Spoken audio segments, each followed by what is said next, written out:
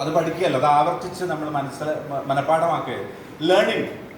Learning happens perfectly when you are happy and relaxed. നിങ്ങളുടെ മനസ്സ് ശരീരവും സ്വസ്ഥമായിരിക്കുന്ന സമയത്ത് പഞ്ചേന്ദ്രിയങ്ങൾ ഒരു വസ്തുവിലേക്ക് ശ്രദ്ധ കേന്ദ്രീകരിക്കപ്പെടുമ്പോൾ ഏതോ ഒരു നിമിഷം ഇതെനിക്ക് മനസ്സിലായി. നമ്മൾ നാട്ടുഭാഷയിൽ പറഞ്ഞ മനസ്സിലൊരു ലഡു പൊട്ടി എന്ന് പറയുന്ന ആ ഒരു ഫ്രാക്ഷൻ ഓഫ് എ സെക്കൻഡ് ഉണ്ടല്ലോ, അപ്പം മാത്രമേ ലേണിംഗ് നടക്കുന്നുള്ളൂ. So learning cannot be done, it happens by itself. You agree with me? നമ്മളിവിടെ വന്നിരിക്കുന്നത് ലേൺ ചെയ്യാൻ വേണ്ടിയിട്ടാണ്. ആ ലേണിംഗ് നടക്കുന്ന നമ്മളിങ്ങനെ പറയൂ ഞാൻ ഇങ്ങനെ കേട്ടിരിക്കാൻ നോക്കാം എന്നുള്ള ആ ഒരു ഗംഭീരമായിട്ടുള്ള ബലപ്പെടുത്തത്തിൽ ഈ ലേണിംഗ് നടക്കില്ല. അത് മാത്രമേ ഞാൻ പറഞ്ഞുള്ളൂ. അപ്പോൾ നിങ്ങൾക്ക് രണ്ട് രീതിയിലൂടെ ഇരിക്കാം. ഒന്ന് ഫ്ലെക്സിബിൾ ആയിട്ട് റിലാക്സ്ഡ് ആയിട്ടിരിക്കാം, അല്ലെങ്കിൽ ബലം പിടിച്ചിരിക്കാം. ഏത് വേണമെന്നുള്ളത് നിങ്ങളുടെ തീരുമാനമാണ്. ഓക്കെ, അതാണ് ഒന്ന്. Learning happens by itself. അത് ചെയ്യാൻ പറ്റാത്തൊരു കാര്യമാണ്. രണ്ടാമത്തെ കാര്യം ഉറക്കം.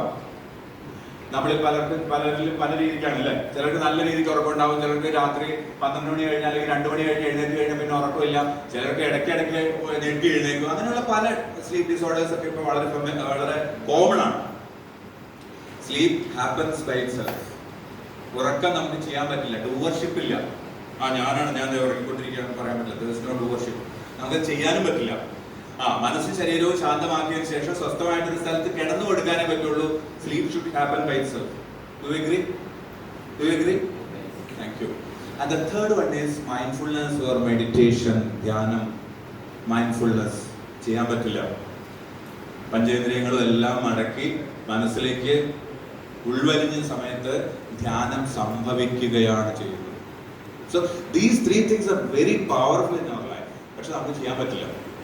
കൺഡ്യൂസീവ് എൻവയോൺമെന്റ് നമ്മൾ ഒരുക്കി കൊടുക്കുകയാണെങ്കിൽ തനിയെ സംഭവിച്ചില്ലെങ്കിൽ ഒരു വ്യക്തിയുടെ ജീവിതം തന്നെ താറുമാറായി പോകാൻ സാധ്യതയുള്ള, അത് അങ്ങനെ തന്നെയാണ് ഞാൻ പറയുന്നത്. കാരണം ഉറക്കം 78 മണിക്കൂറോളം തടഞ്ഞു വെച്ചു കഴിഞ്ഞാൽ ആ വ്യക്തിക്ക് ചിലപ്പോൾ മാനസികമായിട്ടുള്ള ചിത്തഭ്രമങ്ങളൊക്കെ തുടങ്ങാമെന്നാണ് മോഡേൺ സയൻസ് പറയുന്നത്. അതിനേക്കാളും കൂടി കഴിഞ്ഞാൽ പിന്നെ നമ്മളെല്ലാവരും മറവി വരാൻ തുടങ്ങും. പിന്നീട് നമുക്ക് പരിഭ്രമമാവും, ഭ്രാന്ത് വരെ എത്താൻ സാധ്യതയുണ്ട്. കാരണം ഒരു സൈക്കാട്രിസ്റ്റ് ഏറ്റവും ആദ്യം അയാളുടെ അടുത്ത് വരുന്ന ക്ലയന്റിനോട് ചോദിക്കുന്നത് ഉറക്കം എങ്ങനെയുണ്ട് എന്നാണ്. So the quality of sleep. ഈ 3 കാര്യങ്ങൾ വളരെ പ്രധാനപ്പെട്ടാണ്. The first one is learning, and the second one is sleep, and the third one is meditation.